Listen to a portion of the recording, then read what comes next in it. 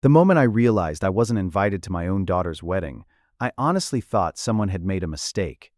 It was a Tuesday afternoon, and I was standing in the plumbing aisle of a hardware store trying to decide which faucet would fit the upstairs bathroom when my younger sister Karen called. "Have you bought a suit yet?" she asked. "A suit? For the wedding?" I laughed. "What wedding?" There was a pause. "Emma's wedding." My smile disappeared. "What are you talking about?" Another pause, the kind that instantly tells you something is wrong. "Daniel, I don't know what you're talking about." "You mean you haven't gotten your invitation?"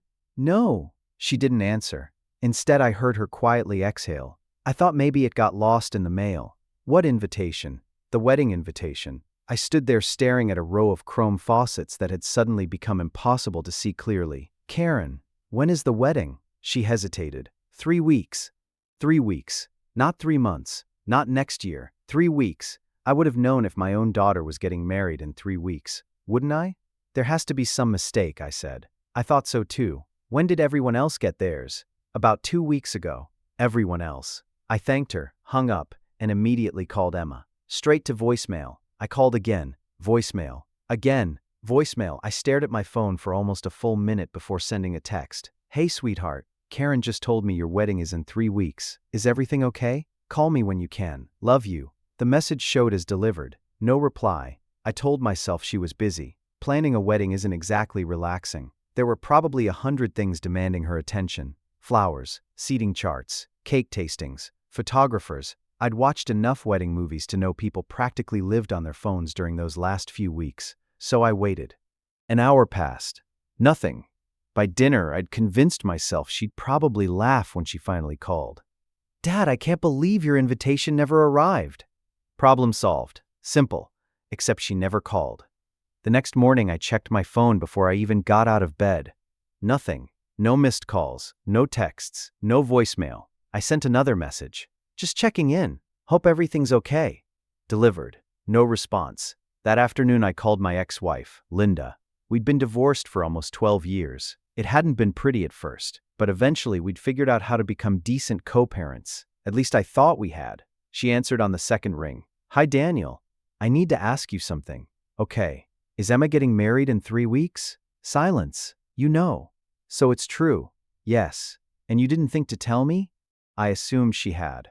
"I just found out yesterday." Another silence. Longer this time. Finally, she said quietly, "You really didn't get an invitation. It wasn't a question." "No." "Oh. That's it? What do you want me to say?" "I don't know. Maybe tell me why my own daughter invited everyone except her father." Linda sighed. I asked her the same thing. My grip tightened around the phone. "You what?" I told her she'd regret it. I stopped pacing. "Wait. You knew she wasn't inviting me?" "Yes. And you didn't tell me." "She asked me not to." "Why?" "I don't know." "You don't know?" "I swear." "You expect me to believe that?" "I've asked her 3 different times. And? She won't tell me." I leaned against the kitchen counter. None of this made sense. If Linda hated me, I could understand it. If Emma hated me, I needed a reason. Something. Anything. Instead, all I had was a wedding I apparently wasn't welcome at. Before hanging up, Linda said something that stayed with me the rest of the day. "I don't think she wants to hurt you." I almost laughed. "Then she's doing a terrible job." That evening, I walked into the garage looking for a box of old paintbrushes. Instead, I found a dusty cardboard container labeled Emma in black marker. I packed it years earlier when she'd moved into her first apartment. Inside were school projects, soccer trophies, drawings she'd made in kindergarten, construction paper Father's Day cards with crooked hearts glued onto them. At the very bottom was a faded photograph. Emma couldn't have been older than 6. She was sitting on my shoulders at the county fair with cotton candy bigger than her head. On the back, written in purple crayon, were 5 words. "My favorite place is here." I sat down on the concrete floor without realizing it. I must have stared at that picture for 10 minutes.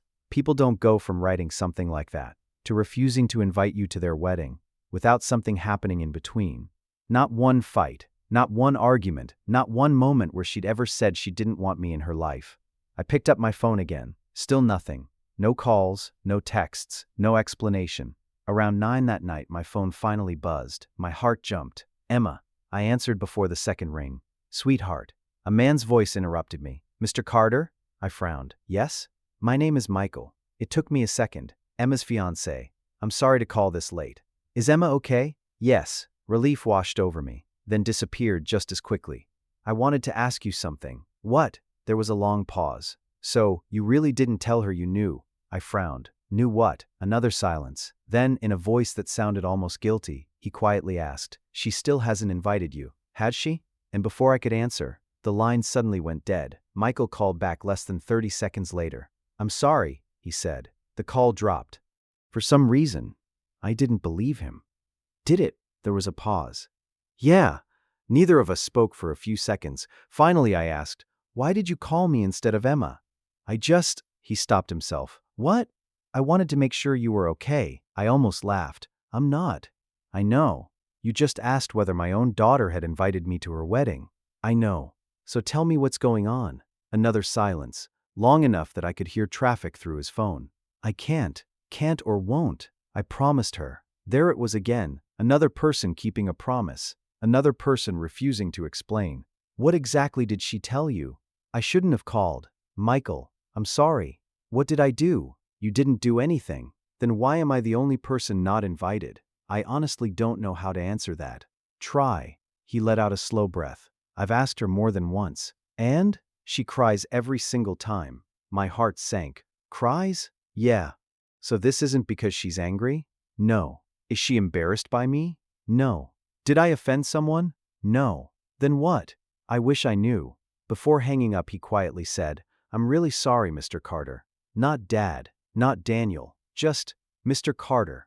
It sounded less like a future son-in-law, more like someone apologizing for something he couldn't fix. For the next week, I tried convincing myself to leave it alone. If Emma wanted space, I'd give her space. Maybe she'd call when things settled down. Maybe there was some surprise she didn't want to ruin. Maybe the human brain becomes incredibly creative when it's trying to avoid the worst possible answer. By Friday evening, she'd ignored 4 texts and 6 phone calls. Every message had been simple. Thinking about you. Hope wedding planning isn't driving you crazy. Love you. Nothing accusing. Nothing angry. Every one of them showed as delivered. None were answered. The silence hurt more than if she'd told me she hated me. At least hatred is an answer. Silence lets your imagination do all the work. Saturday afternoon, Karen invited me over for lunch. She acted normal. Too normal. Halfway through eating, she finally put her fork down. Can I ask you something? Depends. If Emma called today and apologized, I'd forgive her before she finished the sentence. Karen looked at me for a long moment. I knew you'd say that. You sound disappointed. I'm sad. So am I. She shook her head. No. You don't understand. What don't I understand?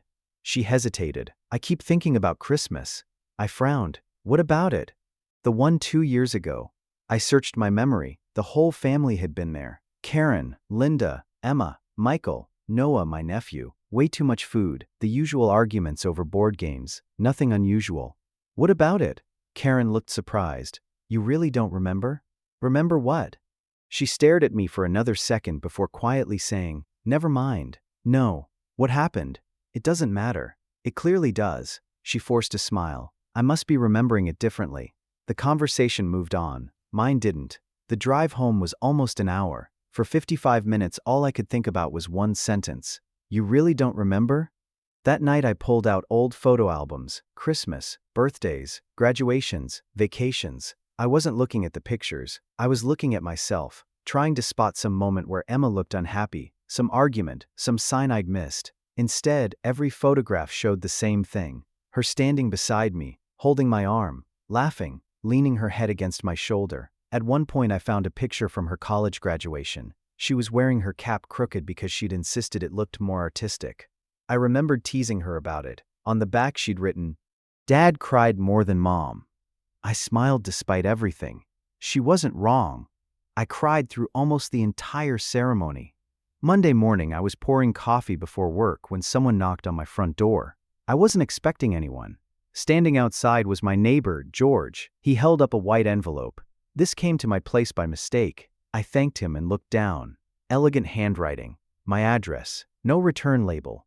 For one impossible second, I thought it was finally my invitation. Instead, inside was a folded sheet of stationery. Only one sentence. No signature. No explanation. Just 6 handwritten words. Please don't come to the wedding. I read them again. Then a third time. There wasn't anything else. No reason, no apology, nothing. Just those 6 words. I stood frozen in my hallway, staring at the paper. 5 minutes later, my phone buzzed. It was a text from Michael. "Did something arrive at your house today?" My stomach tightened. I replied immediately. Yes. 3 dots appeared. Disappeared. Appeared again. Finally, his reply came. Emma wasn't supposed to send that. Michael answered before I could send another message. "Call me." I pressed the button immediately. He picked up on the first ring. "Did she write anything else?" "No. You only got that one sentence?" "Yes." I heard him mutter something under his breath. "What?" "Nothing." It didn't sound like nothing. It wasn't supposed to happen like this. I gripped the phone tighter. "So tell me how it was supposed to happen." "I can't. Michael, I'm sorry. Stop apologizing and explain." He stayed silent for so long that I thought he'd hung up. Finally, he said something that made my stomach twist. "She thought you'd hate her." "I do." "No," he answered almost instantly. "You don't. You don't know me. I know how she talks about you." That caught me off guard. "She talks about me?" "All the time." I didn't know what to say. Because people don't spend years talking about someone they hate. They don't cry every time their name comes up. None of it fit. Before ending the call, Michael quietly added, "Please don't make any decisions until you've talked to her." "I've been trying." "I know." Then he hung up. The next evening, I drove to the neighborhood where Emma lived. I hadn't planned to. At least that's what I kept telling myself. I was just driving, thinking. Before I realized it, I was turning onto her street. Her townhouse sat near the end of a quiet cul-de-sac. The porch lights were on. Her car was in the driveway. So was Michael's. I parked across the street. I had no intention of knocking. I just wanted to see her, even if it was only from a distance. It sounds ridiculous when I say it out loud, but when someone you've loved their entire life suddenly disappears from yours without explanation, you start accepting things that would have seemed pathetic a month earlier. I watched the front door open. Emma stepped outside carrying a cardboard box. Michael followed her. They were laughing about something. For a moment, I forgot everything. She looked happy, healthy, exactly like she'd looked the last time we'd had dinner together. Then she tripped on the edge of the walkway. The box slipped from her hands. Photographs spilled across the driveway. Dozens of them. Michael immediately knelt to help gather them. Emma picked one up, stopped, smiled at it, then carefully brushed dirt off the corner before placing it back in the box. Even from across the street, I recognized the picture. It had been taken at my 50th birthday. I was holding her in a ridiculous sideways hug while she pretended to escape. She'd framed that picture once. She still had it. My chest tightened. If she still kept photographs like that, why was I being erased from the biggest day of her life? A car pulled in behind me. Its headlights flashed. I realized I'd been sitting there nearly 20 minutes. Before I could drive away, Emma looked up. Our eyes met across the street. She froze. The smile disappeared from her face. For a second, neither of us moved. I expected her to wave, or come over, or even turn around and go back inside. Instead, she simply stood there staring at me. Then, slowly, she began crying. Not quietly, not a few tears. Her shoulders shook. Michael turned, saw me, and immediately looked back at her. He put an arm around her. She pulled away. She took one step toward the street, then stopped. Another step, stopped again. It looked like every part of her wanted to come toward me, except her feet. I opened my car door. I almost walked over. Then she shook her head. Just once, a tiny movement, almost impossible to notice, but I saw it. She was telling me, "No, not now." A second later, she turned around, ran back into the house, and slammed the front door. Michael remained outside. He looked at me from across the street, then lowered his head. Not in anger, in shame. I didn't sleep that night. Around 4 in the morning, I gave up trying. I made coffee and sat on the back porch watching the sun come up. That's where I found myself thinking about the day Emma was born. 29 years earlier, the nurse had placed this tiny red-faced baby into my arms. I remember whispering the same promise every terrified new parent probably makes. I'll always be there. I wasn't perfect. I missed a few school plays because of work. I forgot one parent-teacher conference. There were birthdays when money was tight and Christmases where I couldn't afford what she wanted. But I had always shown up. When she called because her car wouldn't start. When she got the flu during college. When she broke up with her first serious boyfriend and cried on my couch until 2 in the morning. I had shown up. Every single time. Now, for the first time in her life, she was asking me not to. 3 days later, Karen called again. I just got back from Emma's bridal shower. I closed my eyes. I hadn't even known she'd had one. How was it? She hesitated. Can I tell you something without you getting angry? I'll try. Someone asked where you were. My heart sank. What did Emma say? Nothing. What do you mean? She couldn't answer. Karen's voice became quieter. She left the room. I frowned. She walked out? She locked herself in the bathroom. For how long? Almost 15 minutes. I stared out the kitchen window. So everyone knows. I think they're starting to. What happened after she came back? Karen swallowed. She pretended she'd had a migraine. I didn't respond, because for the first time, I wasn't wondering whether Emma was trying to hurt me. I was wondering why someone who looked so heartbroken by my absence was still refusing to let me be there. That evening, as I sat alone in my living room trying to make sense of everything, my phone buzzed. It was a text, not from Emma, from Linda, only 7 words. I think I finally know why she did it. Linda called before I had time to ask what she meant. I answered immediately. What did you find out? I didn't find out. Then why did you text me that? Because Emma finally said something. I waited. It wasn't much. I'll take anything. Linda sighed. I asked her one last time. And I told her she was making the biggest mistake of her life. What did she say? There was a long pause. Finally, Linda whispered. She said, if Dad comes, he won't be able to forgive me. I frowned. Forgive her for what? I asked the same question. And? She started crying. My frustration finally boiled over. Does everyone in this family know pieces of the story except me? No, it certainly feels like it. I swear, Daniel. I don't understand any of this. Neither do I. We sat in silence. Finally, I asked, do you think she hates me? Linda answered so quickly it almost sounded offended. No. Then why? Because I've seen someone hate their father. I stopped pacing. This isn't hate. What is it? I don't know. But whatever it is, it's breaking her too. The wedding was 6 days away. Everywhere I went, it seemed like someone accidentally reminded me. A coworker asked whether I was giving a speech. The cashier at the grocery store noticed the greeting card in my basket and smiled. Daughter getting married? I quietly put the card back on the shelf. By Thursday, I stopped answering my phone unless I recognized the number. I couldn't stand another conversation beginning with, "Are you excited for the wedding?" Friday afternoon, I was cleaning out my email inbox when an old notification caught my attention. Emma Carter shared an album with you. 3 years old. I'd completely forgotten about it. I opened it. Hundreds of family pictures, vacations, birthdays, camping trips, Christmas mornings. I clicked through them one after another. Then something strange caught my eye. Almost every picture that Emma had uploaded included me. Not just family shots. Me making pancakes, me asleep on the couch, me washing the car, me helping her move into her apartment, me laughing with Michael during their first Thanksgiving together. It was as if she'd been quietly documenting ordinary moments for years. Why would someone spend years preserving memories of a person, only to erase him from their wedding? The contradiction made no sense. That evening my phone buzzed. A message from an unfamiliar number. For 1 second I assumed it was another wedding vendor calling the wrong person. Instead it read, "Would you meet me tomorrow? Alone. No name. Just an address." I recognized it immediately. The little cafe where Emma and I used to eat breakfast every Saturday after her soccer games.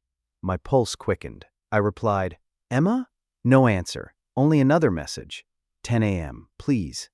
I barely slept. At 9:30, I was already sitting in the corner booth. The same booth we'd used for almost 15 years. The waitress recognized me immediately. "Haven't seen you in a while." "Yeah." "The usual?" I nodded. "Coffee, black." Emma used to joke that one day she'd convince me to drink something that actually tasted good. She never did. 10 o'clock came. No Emma. 10:05. Nothing. 10:10. I checked my phone. Nothing. At 10:15, the front door finally opened. Michael walked inside, alone. I felt something sink inside my chest. He spotted me immediately and slowly walked over. "I'm sorry. You said she'd be here." "I know. Where is she?" He sat down across from me. For a long moment he simply stared at his hands. Then he reached into his jacket and placed a small white envelope on the table. "She asked me to give you this." I didn't touch it. "What is it?" "A letter." "Why couldn't she give it to me herself?" His jaw tightened. "Because she knew she'd lose her nerve." I picked up the envelope. My name was written across the front in Emma's handwriting. Nothing else. My fingers suddenly felt heavy. "I haven't read it," Michael said quietly. "I promised I wouldn't." I looked back at him. Can you answer one question? I'll try. Does she love me? He looked almost shocked. More than anyone. Then why is she doing this? His eyes filled with tears. I honestly think. He stopped. What? I think she believes she's protecting you. The words landed like a punch. Protecting me from what? He slowly shook his head. I don't know. I've asked. So has your mom. So has Karen. So has everyone. And every time, he looked toward the cafe window. She says the same thing. What? He deserves one happy memory of me. I felt my heartbeat stop for just a second. One happy memory, not a happy wedding, not a beautiful day. Me, why would this wedding destroy the happy memories I already had? Nothing about it made sense. I looked back down at the envelope. For several seconds, neither of us spoke. Finally, with trembling hands, I broke the seal. I unfolded the letter as carefully as if the paper itself might fall apart. The handwriting was unmistakably Emma's, the same slightly slanted letters she'd had since high school. It wasn't a long letter, just one page. Dad, if you're reading this, it means I couldn't say these words out loud. I'm sorry. I know this is cruel. I know you're hurting. Please believe me when I say I'm hurting too. One day you'll understand why I had to do this. Until then, please remember me the way I am now. Happy, laughing, still your little girl. I love you more than you'll ever know. Emma. That was it. No explanation, no reason, just another mystery. I read it 3 more times anyway. The sentence that refused to leave my head was the last one before her name. Please remember me the way I am now. Why would she write something like that? It sounded less like a daughter planning a wedding, and more like someone saying goodbye. I looked up at Michael. What does this mean? I don't know. You expect me to believe that? I swear. You're marrying her. I know. And she hasn't told you either. He rubbed both hands over his face. She keeps saying she's trying to protect everyone. From what? I've asked that exact question. And? She says. He stopped. What? It'll all make sense after the wedding. After the wedding. Everything was always after. Never now. Never today. Always later. I folded the letter back into the envelope. I can't keep doing this. I know. No. I shook my head. I really can't. I haven't slept in weeks. I keep replaying my entire life trying to figure out what I did wrong. His expression changed. You still think this is your fault? What else am I supposed to think? He stared at me for several seconds, then quietly said, She doesn't. The cafe had started filling up with the Saturday breakfast crowd. Families, young couples, children coloring on paper placemats. One little girl climbed onto her father's lap while he helped her cut pancakes into tiny pieces. Without warning, I remembered doing the exact same thing with Emma. She used to insist pancakes tasted better if I cut them. Even after she was old enough to use a knife herself, Michael noticed where I was looking. She talks about that. What? The pancakes. I blinked. What? She told me you used to make Mickey Mouse pancakes every Saturday. I laughed despite myself. They looked nothing like Mickey Mouse. I know. She showed me pictures. I frowned. She kept pictures? Of everything. My heart tightened. He reached into his wallet. I probably shouldn't show you this. What is it? A picture she keeps behind her driver's license. He slid it across the table. I immediately recognized it. It had been taken at a county fair almost 10 years earlier. Emma had just won an oversized stuffed giraffe after spending $20 trying to knock down milk bottles. She was laughing so hard she could barely stand. My arm was around her shoulders. On the back, in faded marker, she'd written, Best day with Dad. I looked at Michael. She carries this? Every day. I couldn't speak. Someone who carried a picture like that didn't wake up one morning and decide her father didn't belong at her wedding. It simply wasn't possible. As we stood to leave, Michael finally asked the question neither of us had wanted to say out loud. What are you going to do? I knew exactly what he meant. The wedding was 48 hours away. I don't know. If you show up, he stopped. What?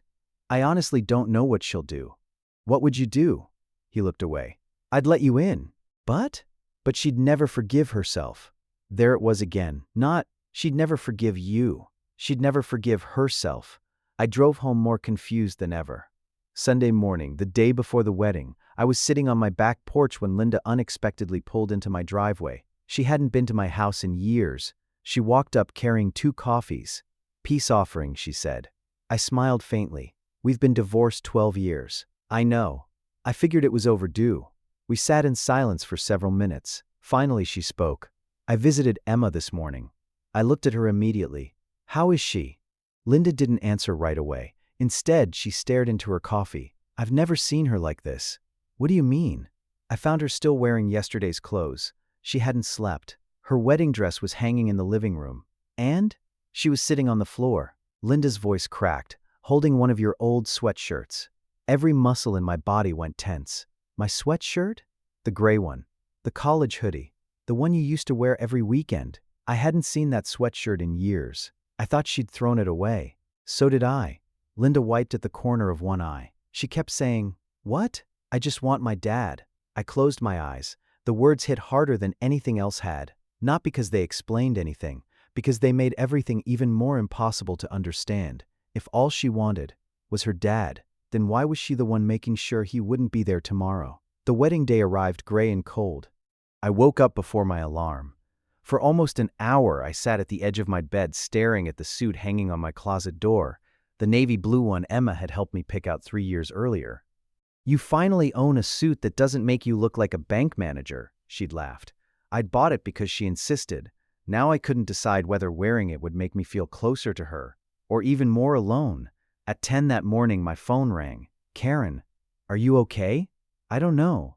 "Where are you?" "Home." She hesitated. "Promise me something." "What? Whatever happens today? Don't stop loving her." The words felt strange.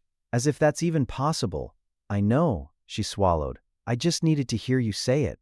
The ceremony was scheduled for 2 o'clock. At 1:30 I found myself driving. No destination, just driving. 20 minutes later I realized exactly where I was. The vineyard.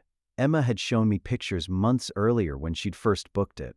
"This is where I want to get married someday." She'd smiled the entire drive home that afternoon. I remembered every detail, which somehow made sitting outside its entrance hurt even more. I parked on the opposite side of the road, far enough away that nobody would notice my truck, close enough to see guests arriving. Families stepped out carrying gifts. Children ran across the gravel. Someone laughed. Music drifted through the open doors. It looked exactly the way every wedding should, except mine had one empty seat no one was supposed to notice. I stayed there nearly 15 minutes. Then I reached into the passenger seat. Emma's letter was still lying there. I unfolded it one more time. "Please remember me the way I am now. Happy, laughing, still your little girl." The words suddenly felt different. Not sad, desperate, as if she was terrified I'd remember her some other way. Before I could think any further, someone knocked on my driver's window. I looked up. It was Michael. He was still wearing jeans and a dress shirt. His tie hung loose around his neck, like he'd gotten dressed halfway before running outside. He opened the door. "I knew you'd come." "I wasn't." "You were." "I was leaving." "No." He smiled sadly. "You were making sure she was okay." I couldn't argue with him, because he was right. "How did you find me?" "She told me where you'd park." I frowned. "What?" "She said." He looked toward the vineyard. "Dad never wants to make things about himself. He'll stay where he can see me but where nobody has to see him."